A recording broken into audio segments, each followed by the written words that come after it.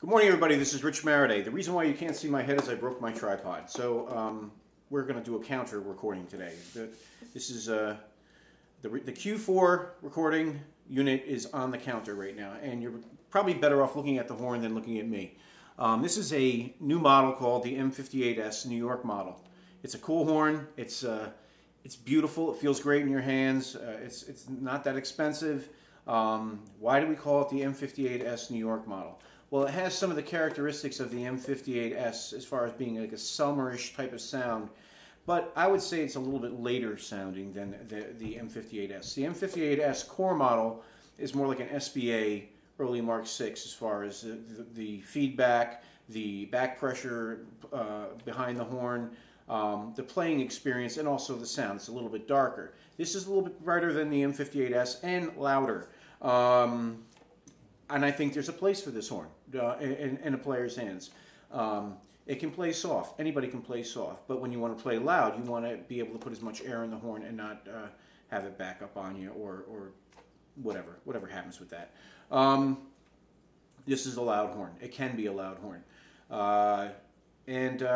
Reasons being, we have a neck on here that is it's got a little bit larger aperture in the front of it. It's a longer neck. It has a different taper. It's a beautiful marriage to this body tube and bow and bell. What else makes this different and the same as the M58S? Well, it's different because it has a low E-flat pinky table that's more modern. And those of you who have like little hands that you don't want to show people, this might work for you because it's actually it's closer. It's easier to you're not reaching, in other words. The palm keys, the same thing. They're a little bit more raised than the M58S, and that's a good thing as well. For those of you who like to build up your palm keys and have them right under your hands, you might not have to do this with this horn. What else? Well, we're going with the standard key guard on the B&B flat. Everything is pretty much standard. The neck key is a Mark VI style key on this horn. Bottom line is the horn plays lights out beautifully, and it feels like butter in your hands. This is also made in a different factory, by the way. That's a little secret knowledge there. But you can see the engraving on the horn. It's the standard SBA type engraving cut through the lacquer. It is beautiful. It is tastefully done, and there's no cheese factor to this engraving. It looks great. It has the front F pearl on it instead of the teardrop. That's the one thing I always prefer out on my horns, so I try to have it on every single one of them. Pisani Pro pads, blue steel springs, white mother of pearl, all the things you expect from a professional horn. It also comes with a second neck. It comes with a silver-plated, thick silver-plated Lure. It's a Viking 803 neck. If you go to the website viking-instruments.com, you'll see that the necks are different, much different. This is shorter than the other neck. It's a different taper. It's more of a standard Mark VI tapered neck with a standard opening. With the Lure attachment on it, which gives it a little bit more kick. All right, this is what the horn sounds like. I'm sure you want me to shut up, and I will eventually say something stupid if I keep talking. So this is, if I already haven't said something stupid yet. This is what it sounds like.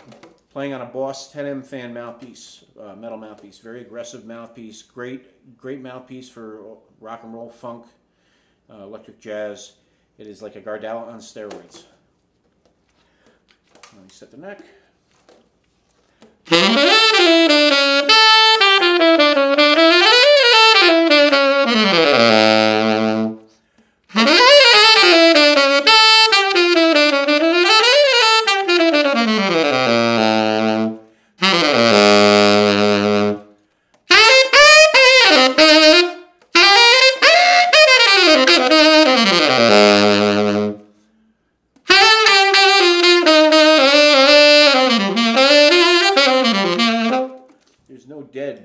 No dead spot on this horn. There's no stuffiness.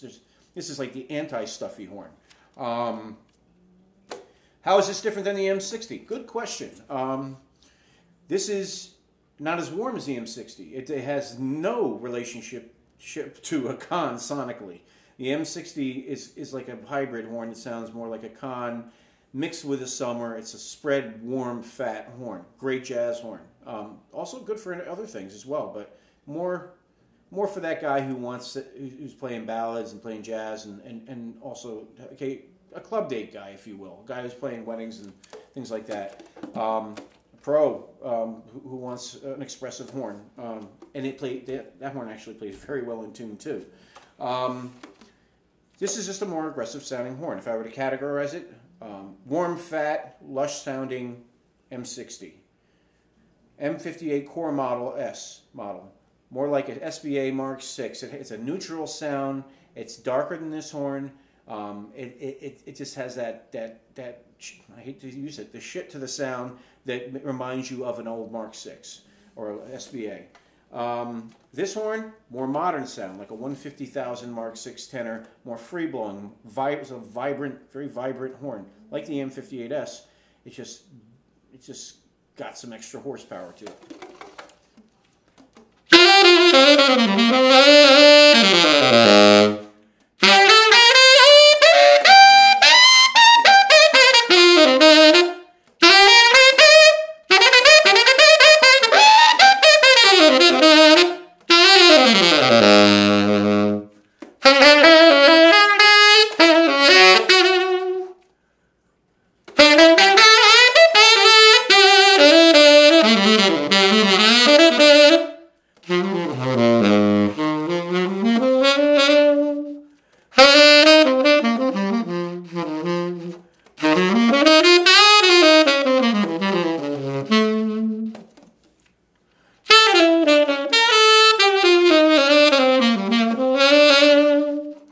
Like I said, it comes with another neck. Let's put that neck on there and see if you can hear a difference.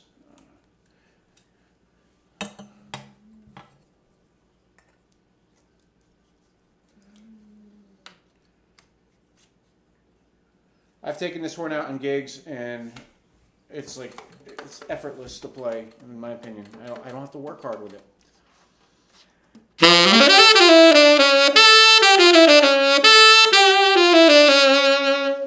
That's the silver neck, 803 neck.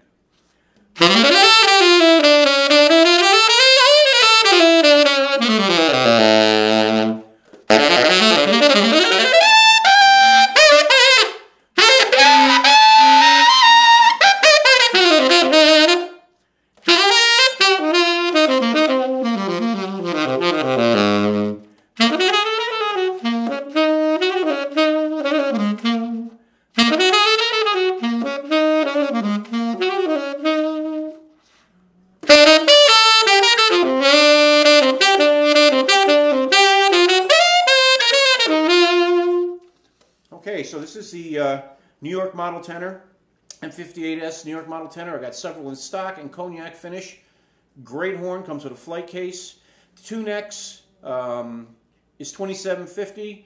Deduct $400 from that price if you don't want this neck, and you got a nice deal there. Beautiful horn, worth checking out. I promise you, you will not be disappointed with the build quality of this horn and the sound. I think you'll enjoy it. It really has to fit your taste. This is a brighter horn than the M58S and the M60. So check it out on Viking-instruments.com, and I'll come back some other time and annoy you. Okay, thanks. Bye.